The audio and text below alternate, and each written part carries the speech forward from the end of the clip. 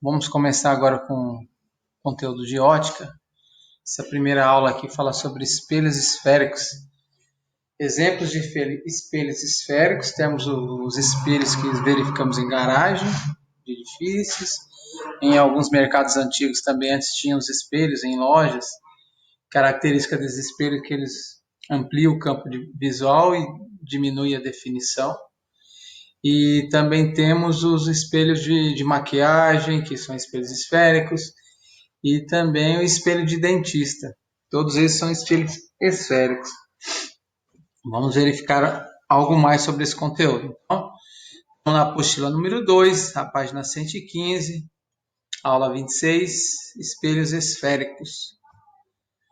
Então, o que é um espelho esférico? Então, nós vamos imaginar uma esfera.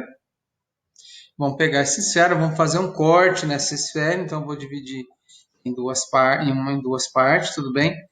Pego essa parte aqui, essa parte da direita.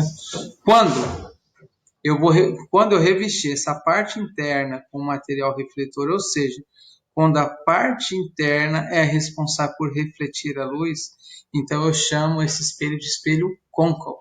Espelho côncavo é que tem a parte interna refletora. Aqui eu tenho uma representação do meu espelho côncavo, representação de Gauss, tudo bem? E aqui eu tenho um espelho convexo.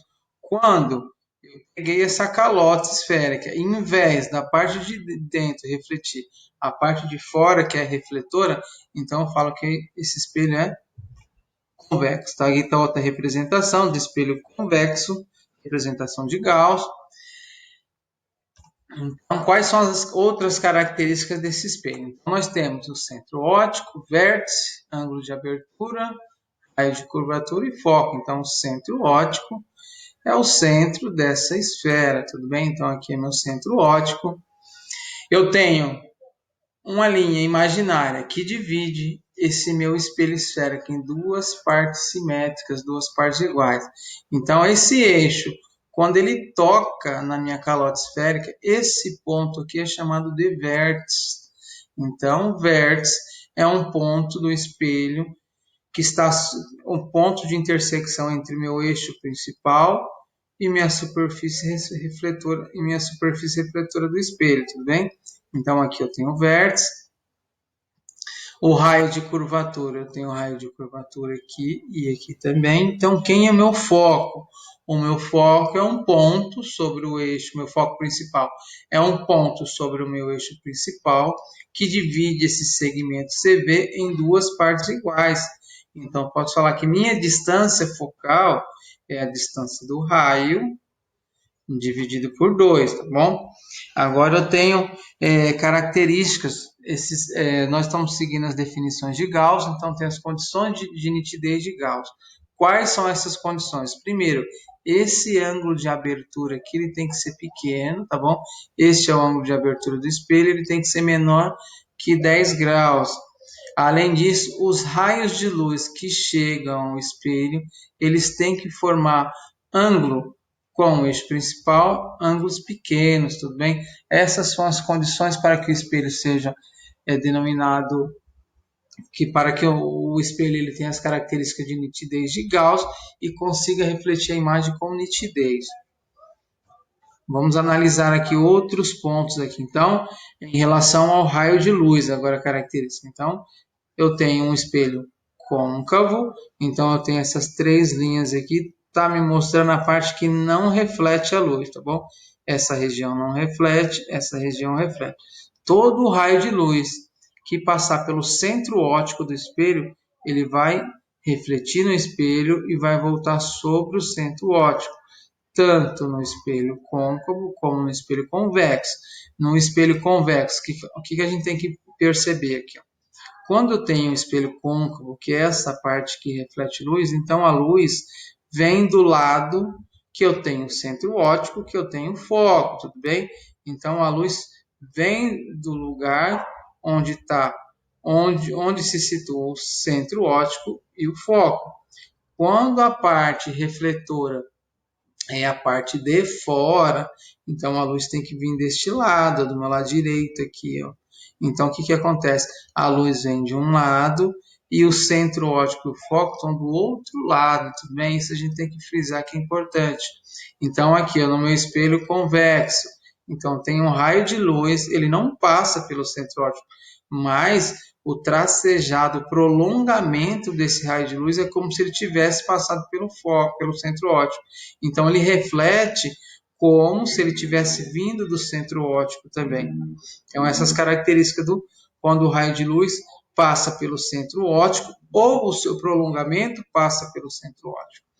Quando o raio de luz incide no vértice do espelho, então teremos tanto o ângulo, tanto em relação ao espelho côncavo como ao espelho convexo. Esse ângulo de abertura, que é meu ângulo de incidência, é igual ao ângulo de reflexão. Esse ângulo superior é igual ao ângulo inferior em ambos os espelhos.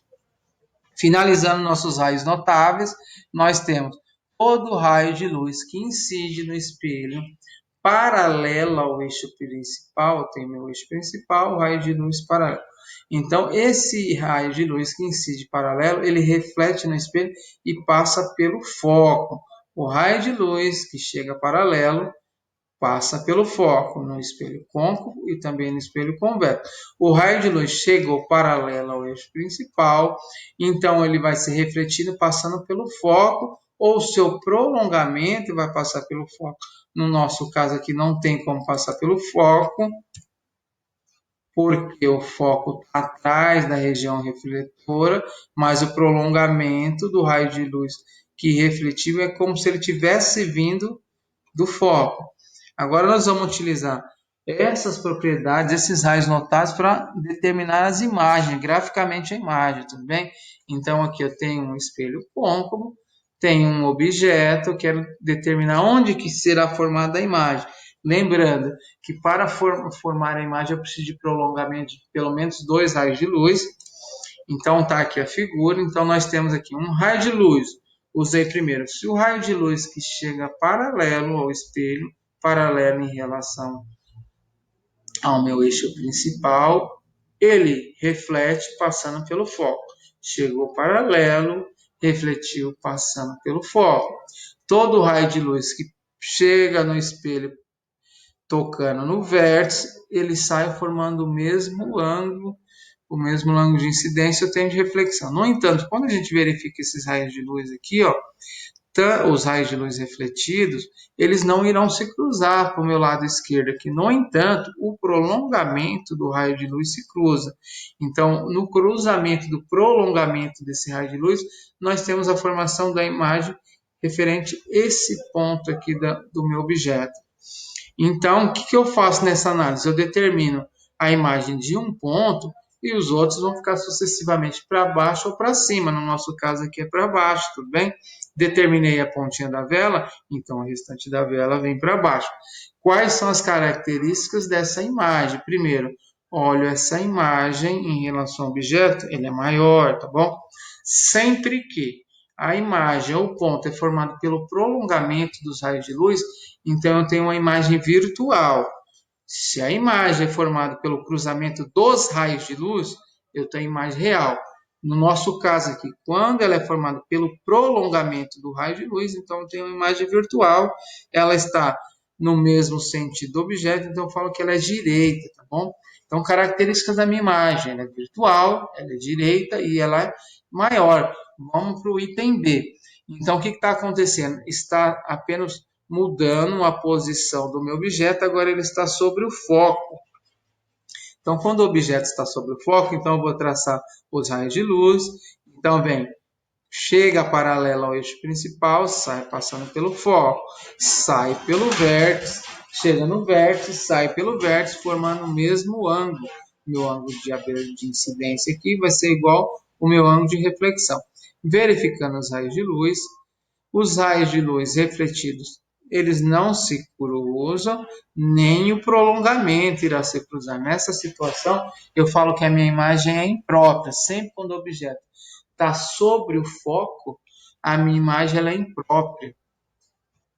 Item C, peguei o meu objeto, coloquei entre o centro e o foco, onde será formada a imagem. Então, novamente, pego o raio de luz, chega paralelo, passo pelo foco, chega passando pelo foco, tem que sair paralelo.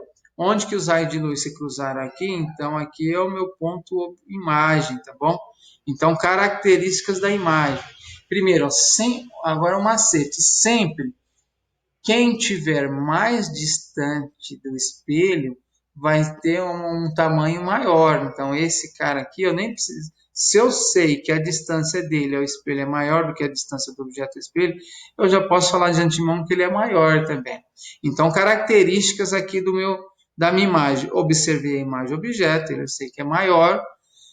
Essa imagem ela é formada pelo cruzamento dos raios de luzes que colidiram no espelho, sofreu reflexão e voltou. Então, é uma imagem real.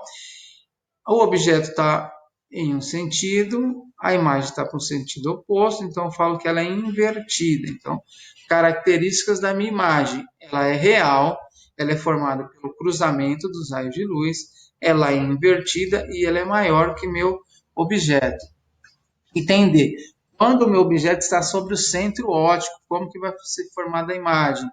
Traço o raio de luz paralelo ao eixo principal, passa pelo foco, traço ele passando pelo vértice, ele reflete formando o mesmo ângulo. Pessoal, os raios notáveis, você escolhe o que você quiser, tá bom? Então, aqui nesse caso foi utilizado o paralelo e o passando pelo vértice, mas eu poderia também ter utilizado o raio de luz que chegasse passando pelo foco e ia sair paralelo. O cruzamento, se você tiver precisão no seu desenho, vai sempre cruzar no mesmo ponto. Então, aqui nós temos o ponto de cruzamento. Então, características da imagem. Ela tem o mesmo tamanho que o objeto. Ela é formada pelo cruzamento dos raios de luz e não prolongamento. Então, ela é uma imagem real e ela é invertida. Então, a imagem é real, invertida e ela tem o mesmo tamanho. Então, vou afastar um pouquinho meu objeto.